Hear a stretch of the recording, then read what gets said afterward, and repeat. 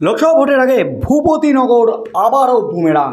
সন্দেশখালী কাণ্ডের পর এবার সন্দেশখালী 2 আখ্যা দেওয়া হয়েছে ভূপতিনগরে আজ এনআইএর উপর আক্রমণ হামলাকে।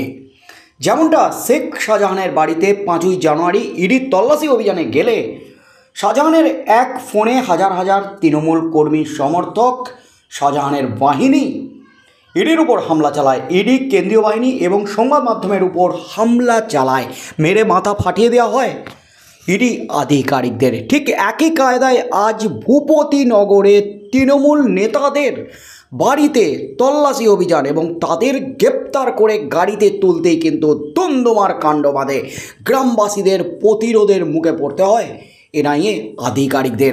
আহত হয়েছেন এনআইএ আধিকারিক, তার মধ্যেই কিন্তু লাঠি সোঁটা ইট পাটকেল নিয়ে হাজির গ্রামবাসীরা, তৃণমূল কংগ্রেস কর্মীরা, এমনই দাবি এনআইএ সহ সংবাদ মাধ্যমের। আর তার মধ্যেই কিন্তু ধৃত 2 তৃণমূল নেতা গ্রেপ্তার হতেই কিন্তু তোলপাড় একেবারে রাজ্য রাজনীতি। লোকসভা ভোটের আগে বিরোধীরা তেড়ে ফুড়ে মাঠে নেমে পড়েছেন। সন্দেশখালীর পর আবারও একটা বিরাট ইস্যু তাদের হাতে, ভূপতিনগরে এনআইএর উপর হামলা এবং তৃণমূল নেতা গ্রেপ্তার।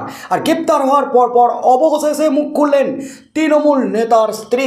স্বামীকে বাঁচাতে বিস্ফোরক তৃণমূল নেতার স্ত্রী মুখ খুলি সব বলে দিলেন তৃণমূল নেতার স্ত্রী। এই মুহূর্তের সবচেয়ে বড় খবর, মুখ খুলি গ্রেপ্তার হওয়া বলাইচরণ মাইতি তৃণমূল নেতার স্ত্রী যা বললেন তাতেই কিন্তু নতুন করে শোরগোল পড়ে গেল একেবারে রাজ্য রাজনীতিতে। ঘুমিয়ে রয়েছে ভূপতিনগর। আচমকাই বাড়িতে হানা কেন্দ্রীয় এজেন্সির আধিকারিকদের। তাদের দরজা ধাক্কা দেওয়ার শব্দে ঘুম ভাঙে স্থানীয় তৃণমূল নেতা বলাইচরণ মাইতির স্ত্রীর। তল্লাশির নামে এনআইএর কার্যত হেনস্থা করেছে বলেই দাবি তাঁর। বলাইচরণ মাইতি তৃণমূলের অঞ্চল সভাপতি, যিনি বর্তমানে এনআইএর জালে। তাঁর স্ত্রী জানান, কাক ভরে যখন সকলে ঘুমাচ্ছিলেন তখন দরজায় ধাক্কা দেয় এনআইএ। দরজা খোলার পর কিছু বোঝার আগেই ঘরে ঢুকে পড়েন আধিকারিকরা। অভিযোগ, ঘরে ঢুকে দরজায় খিল দেয় এনআইএ, কেড়ে নেওয়া হয় মোবাইল ফোন। ঘরের এক কোণে বসিয়ে রেখে চলে জোরদার তল্লাশি। বাড়ির সর্বত্র এমনকি শৌচালয়েও চলেছে তল্লাশি। আধ ঘন্টা পর ছেড়ে দেওয়ার নাম করে বলাইকে এনআইএ নিয়ে চলে যায় বলেই দাবি তাঁর। ওই মহিলার দাবি, তল্লাশির সময় কাউকে কোথাও যেতে দেওয়া হয়নি। বাড়ি লাগোয়া পুকুর তো দূর, মেয়েকে স্কুলেও যেতে দেয়নি এনআইএ। কেন্দ্রীয় এজেন্সির উপর হামলার অভিযোগ উড়িয়ে দেন তিনি। বলেন, মোবাইল কেড়ে নিয়েছে, ফোন না করতে পারলে কাউকে ডাকবো কী করে, আর না ডাকলে কেউ আসবে কিভাবে। গাড়ি ভাঙা হয়নি, তৃণমূল নেতাদের বাড়িতে ঢুকে মহিলাদের হেনস্থা করা হয়েছে।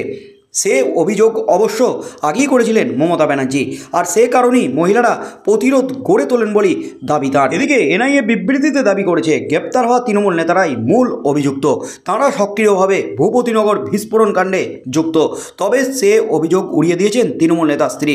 তিনি বলেন, আমার স্বামী কিছু করেনি, আমার স্বামী সম্পূর্ণ নির্দোষ, তাকে বিনা দোষে গ্রেপ্তার করা হয়েছে। বিছানা থেকে গ্রেপ্তার করেছে, বাড়িতে রীতিমতো তাণ্ডব চালিয়েছে, সব কিছু লন্ডভন্ড করে দেওয়া হয়েছে। শৌচালয়ে গিয়েও কিন্তু রীতিমতো তল্লাশি চালিয়েছে।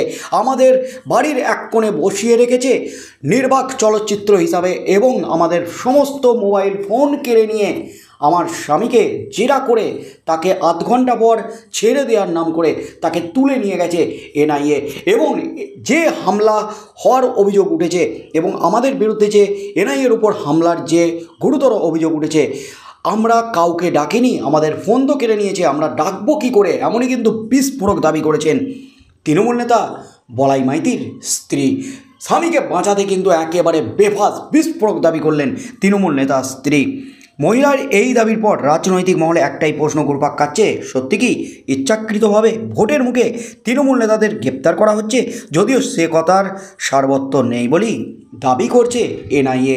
তৃণমূল নেতৃত্ব সহ বিভিন্ন বিরোধী রাজনৈতিক দলগুলি যে অভিযোগটা চালাচ্ছে বিরোধীদের মুখ বন্ধ করতে, কেন্দ্রীয় সরকার বিজেপি, ইডি, সিবিআই এনআইএকে দিয়ে হেনস্থা করছে তৃণমূল নেতা সহ বিরোধী রাজনৈতিক নেতাদের। তাদের মুখ বন্ধ করার চেষ্টা করা হচ্ছে, তাদের গ্রেপ্তার করা হচ্ছে। ইতিমধ্যে আবগারি দুর্নীতি মামলায় লোকসভা ভোটের আগে গ্রেপ্তার হয়েছেন দিল্লির মুখ্যমন্ত্রী অরবিন্দ কেজরিওয়াল।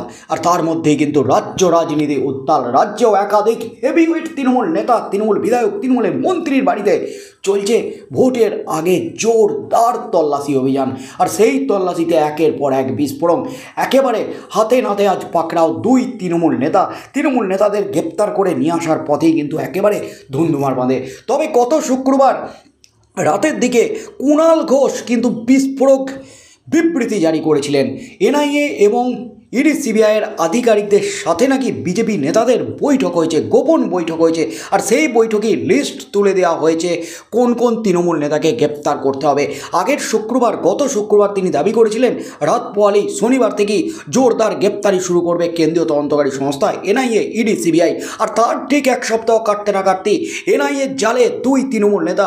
এনআইএ যে অভিযোগ করছে 8 তৃণমূল নেতাকে ভূপতিনগর বিস্ফোরণ কাণ্ডের জেরার জন্য তলব করা হয়েছিল বারবার, কিন্তু সেই জেরায় হাজিরা দেননি, তদন্তে সহযোগিতা করেননি। যেহেতু হাইকোর্টের নির্দেশে চলছে এনআইএর তদন্ত ভূপতিনগর বিস্ফোরণ কাণ্ডে, আর এই তদন্তের সহযোগিতা না করার জন্য তৃণমূল নেতাদের গ্রেপ্তার করা হয়েছে। তৃণমূল নেতাদের গ্রেপ্তার করে তাদের গাড়িতে তোলার সময় কিন্তু চলে হামলা। একেবারে ধুন্ধুমার পরিস্থিতি তৈরি হয় এবং ভূপতিনগরের আজকের ঘটনাকে সন্দেশখালী 2 বলে আখ্যা দিয়েছে বিজেপি নেতৃত্ব। এনআইএ এবং কেন্দ্রীয় সরকারকে একেবারে তুলোধনা করেছেন মুখ্যমন্ত্রী মমতা ব্যানার্জি। আর তৃণমূল নেতার স্ত্রী যে দাবি করলেন ভোর রাতে ঘুমোচ্ছিলেন, এনআইএর শব্দে ঘুম ভাঙে।